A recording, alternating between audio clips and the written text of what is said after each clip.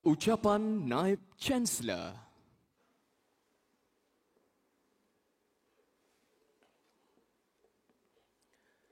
Assalamualaikum warahmatullahi taala wabarakatuh.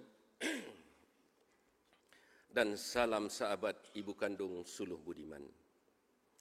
Yang berbahagia Profesor Emeritus Tan Sri Datuk Sri Dr. Zakri Abdul Hamid, Pro Chancellor UPSI dan isteri, yang berbahagia Puan Sri Datin Sri Atum binti Yim, yang berusaha Profesor Dr. Nur Khalid Salimin, Timbalan Naib Chancellor, Hal Ehwal dan alumni pelajar UPSI, yang berusaha Encik Helmi Zaifura Abdul Rahman, pendaftar UPSI, yang berusaha ahli-ahli pengurusan universiti, ahli-ahli senat, para pensyarah, tuan-tuan, puan-puan, serta para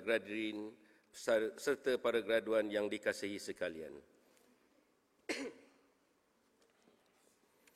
Alhamdulillah, setinggi-tinggi syukur kehadrat Allah Subhanahu Wa Taala kerana atas izin dan kurniaannya jua kita dapat bersama-sama pada pagi ini dalam Majlis Convocation kali ke-24 Universiti Pendidikan Sultan Idris.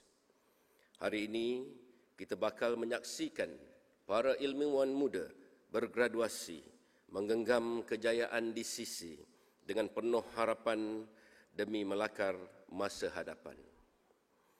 Dalam sidang kali ini, seramai 981 orang graduan yang berada di hadapan saya akan menerima scroll sebentar lagi.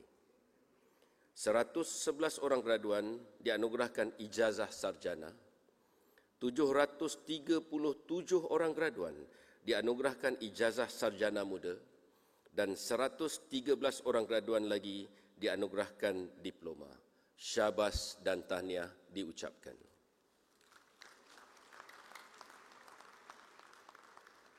Tan Sri Pro Chancellor dan hadirin yang dihormati sekalian, UPSI dengan penuh karisma menyambung legasi, mengukir keunggulan, giat mencipta kemasyhuran di pentas nasional dan juga antarabangsa.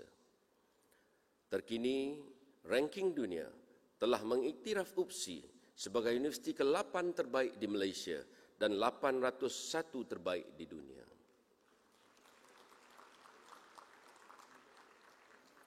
UPSI kini berada di kedudukan 43 terbaik di Asia Tenggara, 182 terbaik di Asia dan 151 terbaik di dunia dalam subjek pendidikan. Syabas dan tahniah diucapkan. Mahasiswa UPSI pula mengungguli kejayaan dan pengiktirafan dalam pelbagai bidang, sama ada kepimpinan, keusahawanan, sukan, seni dan budaya, serta kesukarelawanan. Bersama kita pada hari ini, beberapa graduan cemerlang yang akan menerima ijazah dan diploma mereka. Apabila saya sebutkan nama, mohon untuk adik-adik dan kedua ibu bapanya yang turut berada di dalam dewan untuk berdiri.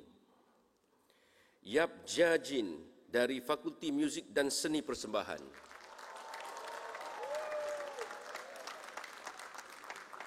Mohon berdiri kedua ibu bapanya. Johan pertandingan piano antarabangsa. Syabas dan tahniah. Seterusnya, Muhammad Zulfika bin Nasrun dari Fakulti Muzik dan Seni Persembahan.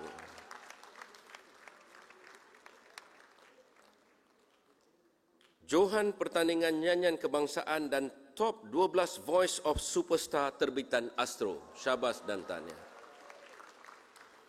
Seterusnya, Amizatul Najiha binti Luqmanul Hakim dari Fakulti Teknikal dan Vocational. Penyertaan terbaik World Landscape Architecture Festival. Syabas dan tahniah. Seterusnya, anak-anak dari kumpulan choir di vokalis. Mohon berdiri. Yang baru sahaja muncul sebagai Johan di Malaysian Choral Institute International Choral Festival. Syabas dan tahniah diucapkan. Yang bahagia Tan Sri Pro Chancellor, inilah kehebatan anak-anak UPSI yang siang malam, pagi dan petang sentiasa cinta dan berkorban untuk universiti yang dikasihi. Terima kasih adik-adikku sekalian. Hadirin yang dikasihi, cabaran pendidikan untuk fasa endemik dan mengembalikan sistem pendidikan ke landasan amatlah diharapkan. Namun tentulah tidak mudah seperti dijangka, akan tetapi kita tidak punya pilihan lain. Saat sistem pendidikan negara lain sedang maju bergerak ke hadapan dengan aturan pelbagai inovasi, digitalisasi dan pembudayaan baru, kita juga mesti segera bangun dan berlari seiring bersama dengan mereka. Kita lihat negara seperti Singapura, Korea Selatan dan Jepun telah berjaya memulihkan sistem pendidikan mereka dengan kadar segera. Benua Eropah pula hadir dengan jajaran sistem silibus pendidikan yang berteraskan industri. Kita tahu dan sedar revolusi industri 4.0 menemukan pelbagai teknologi baharu melalui integrasi sistem, simulasi, data raya, robotik dan pelbagai penyimpanan awan ataupun dikenali sebagai cloud computing yang bakal meluaskan landscape dunia moden. Dalam masa yang singkat, kita telah menyaksikan peralihan revolusi industri 4.0 mengubah sebahagian besar jaringan pasaran buruh di serata dunia, termasuklah di Malaysia yang tercinta. Apabila pelbagai industri ingin memanfaatkan perkembangan pasaran digital, tidak dapat kita nafikan wujud permintaan tinggi bagi pekerjaan yang mempunyai kemahiran digital. Content creator, YouTuber, TikToker menjana pendapatan puluhan ribu ringgit sebulan. Penganalisis data, jurutera automosi, koder dan programmer menjadi buruan hangat pelbagai industri. Inilah situasi pekerjaan masa hadapan yang bersifat tanpa sempadan dan ini juga memberi peluang bagi mengatasi masalah fizikal, sosial dan juga geografi. Hadirin sekalian, untuk meneroka industri 4.0, maafkan saya, juga dikenali sebagai era Internet of Everything, IOE. Kita tidak mempunyai pilihan lain selain menerima teknologi terkini dan secara beransur-ansur membuang secara tradisional dalam melaksanakan tugas dan rutin harian. Namun demikian, jika kita terpesona dengan inovasi dan kecanggihan hasil IR 4.0, perlu juga kita waspada kesan sampingan teknologi yang mampu memuaskan tuntutan minda dan jasmani, tapi racunnya memulas keluar semangat keinsanan hingga manusia tercari tentang makna dan tujuan hidup. Di sisihan teknologi akan wujud kecenderungan memilih jalan cepat. Amalan tradisi bermusyawarah, berdiskusi, ditinggalkan dan tempatnya beransur-ansur diambil oleh cara penyelesaian yang segera. Segalanya dibudayakan dengan penyelesaian segera yang hanya bersifat sementara. Akibatnya terhakislah nilai keinsanan dalam kemanusiaan, termasuklah dalam komuniti pendidikan. Sejujurnya, kita amat perlu berhati-hati dengan situasi ini.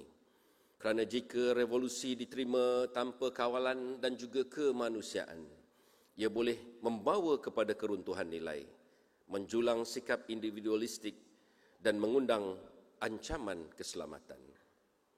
Kesan awal kita sudah boleh lihat sekarang apabila teknologi gadget dan media sosial memerangkap semua golongan yang kini tak dapat berenggang dengan telefon pintar, malahan ramai anak-anak jadi lesu dan hanyut semata-mata teknologi.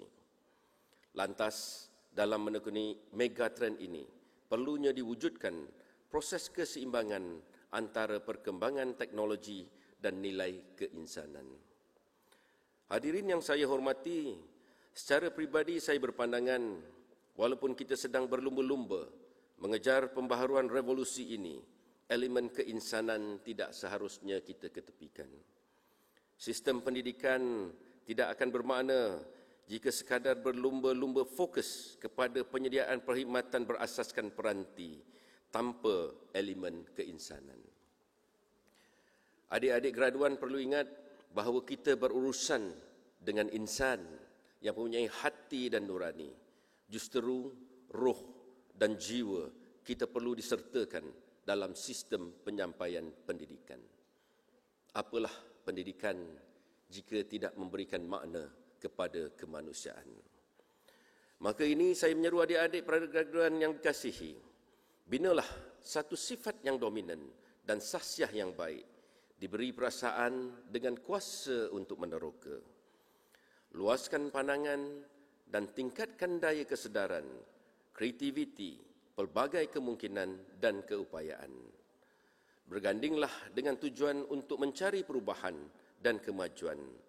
Kita cuba menyesuaikan diri dengan keadaan terkini, uruskanlah teknologi digital dan sulamilah ia dengan semangat keinsanan dan kemanusiaan demi keharmonian dunia.